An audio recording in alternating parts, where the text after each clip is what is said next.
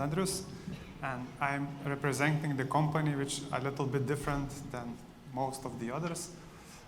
We are a service company, and usually what we do it's we help and support people that build lasers, make optics, and improve optics. So, okay, it's a phenomena that's a bit ugly. When you deal with high-power lasers, you typically face the issue which is called laser damage. And there are many myths about laser damage. Many people think that it's a constant, it's a number, it's a threshold. And in reality, it's a bit more complex and therefore a bit complicated to deal with. So just to give you insight what it's all about, so it's considered the classical wave-produced optics. And this optics is already damaged from very beginning after the manufacturing process because it involves subsurface damage. It involves some polished layer, which is like butter on the bread. And also when you deal with coatings, you might have some nodular defects, some dust. And at the end, the environment where you operate this optic also matters. So at the end, so the laser damage is a single name for many, many different things behind, so including some propagation effects. So the damage can start everywhere. So depending on what is the limiting factor, you might have very, very different problems caused by features of optics that's already built in, or due to their environment, or due to the propagation effects at high intensity. And the damage looks different, the reasons for damage are different, and I will not go to the details now, but there are many ways how to deal with those things. But in practice, what does it mean, damage? It only means one thing, mainly it means problems for very different people along the supply chain. So when we speak about integrators or people who produce lasers and use lasers in large 24/7 operated factories. So when the laser breaks, it's idle time, and you can imagine how much costs to stop the factory that produces like maybe iPhones or whatever. So the time lost in production is very expensive. And when the laser breaks, there is some need to repair it. Many disputes and penalties and so on. So for people who produce lasers, we help at Lidaris to answer the question, how can I pick the best optic for my laser device or system? And further, we help to manage the quality, so catch the bad optics in advance before putting it into the laser, or even predict laser damage performance in the long term. So for people who sell optics, they face different problems because their customers, integrators, they require unbreakable optics, top specifications all the time, and they also get optics which are damaged in the field, and they have to replace it, redo the batches, and they have to understand what went wrong. So what we do when we work with distributor companies, we help to find the core problem, what went wrong, why optic failed, and also help to gain some confidence if they can trust their vendors, their quality in time, and so on. Is it repeatable? And finally, for people who make optics, they also have new challenges because customers or sellers, they refuse to buy optics without a proof. So they need at least certificate that optics is good enough for their applications. But at the end, they also have a need to improve optics to elevate the damage threshold of their technology they are using.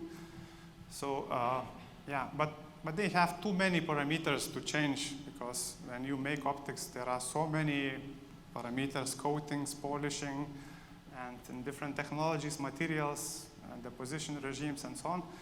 So we support those people with some methodic and training in educating them, getting familiar with laser damage phenomena, so how to deal with such a things. And then we are, I think, a good partner in such R&D projects where the optics quality or performance should be improved. So so the main message here for you, so just a reminder that every problem or crisis also involves a possibility.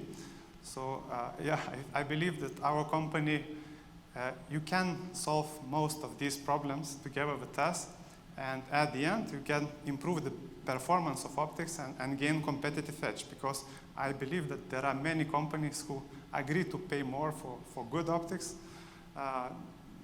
if you can do this. So this is so just shortly to explain what we do here at Lidaris. So I use this explanation when I need to explain to my children what we do. So I say that, okay, we ask people to send us very expensive and nice glasses or crystals. Then we take a hammer and break it. And then we send the report to the happy customer how we broke this optic. Of course, we include the number, how good it was, and so on. So this is a short explanation. So the famous, okay, so what we can do for you. So we can work as a black box. We can do some damage testing. We can maybe predict lifetime in some cases, or do some other text absorption, scattering, thermal load measurements, and waveform distortion. So all this helps to pick up the best optics, compare performance, and we can organize fast, dedicated service if there is a need. But also we can help you to get familiar with laser damage issue. We can train you, can do some Zoom training, or explain what is important, how to choose the best metrology. And finally, I believe we are a good partner in such R&D projects. We have many of those optics improvement projects running and completed, and the numbers are quite high after all, so people are often quite happy. So what EPIC members can do for us? So yes, please stop by, tell us about your lasers, because we also buy lasers and optics. And we would like to hear some problems from you, so share it, and we see what we can do together. So shortly about our company, we now are 18 people. We serve 140 companies worldwide, and in Asia, European Union, and US. We have 5 PhDs. We have 20 years experience in laser damage testing. We are 90% on time.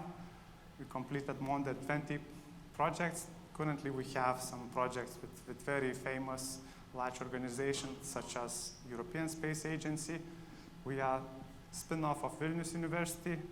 We also host laser damage competition together with Lawrence Livermore National Laboratory. And we also contribute some inputs to ISO organization when developing laser damage testing standards. So from time to time we get awarded. So this is more or less it about laser damage today. So please stop by and help me. Thank you, Andrius. Thank you very much. We have time for one question.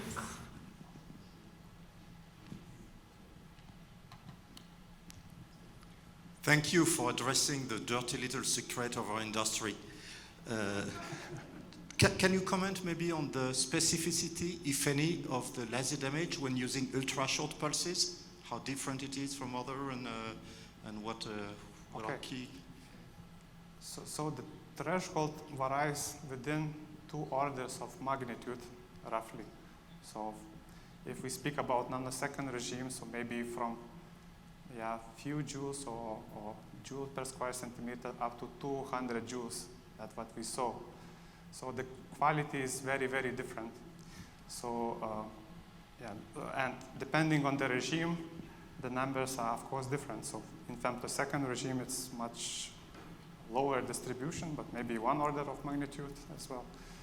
So and the threshold, it's just a concept that applies for short time, but for long time we are moving to the other definitions of laser damage. So maybe we are getting to the definition of functional laser damage, where you see some degradation in performance, and we also start to speak about lifetime of optics, because so when we speak with integrators, they typically have a joke that they say that it's not a question if optic will break, it's a question when it will break for the next time. So we try to help to answer people this question, so when it's going to break. Thank you. Thank you. We have another question?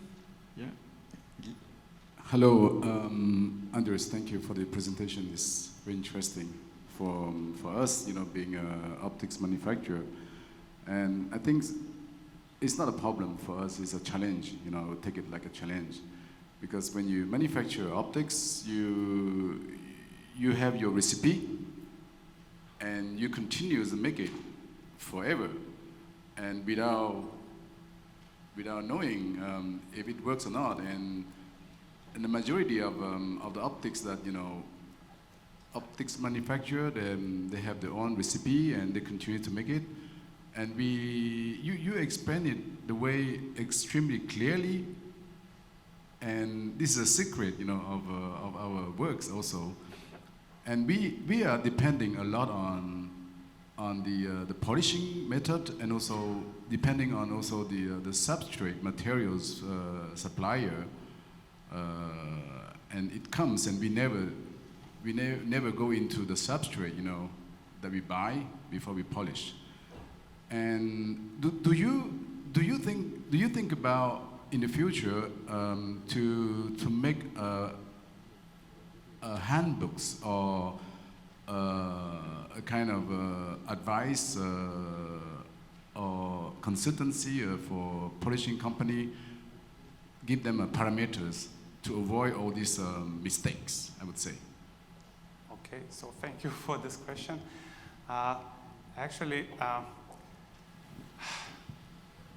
we kind of have recommendations what you should have to avoid in such a process. We do not provide a recipe for each company, but we know the principles, what should be eliminated in optimizing the process, because many companies, they have very different processes, although many similarities, but there are different steps, and some steps are more important than the others. So what we can do, we typically can give you some references to scientific articles where it is clearly explained what is going on and what you can do about this. And sometimes we can optimize help to optimize the technology without knowing exactly the recipe or the technology. But I don't know if we have time to discuss all these details here, but I would be happy to share with you. Yeah, thank you.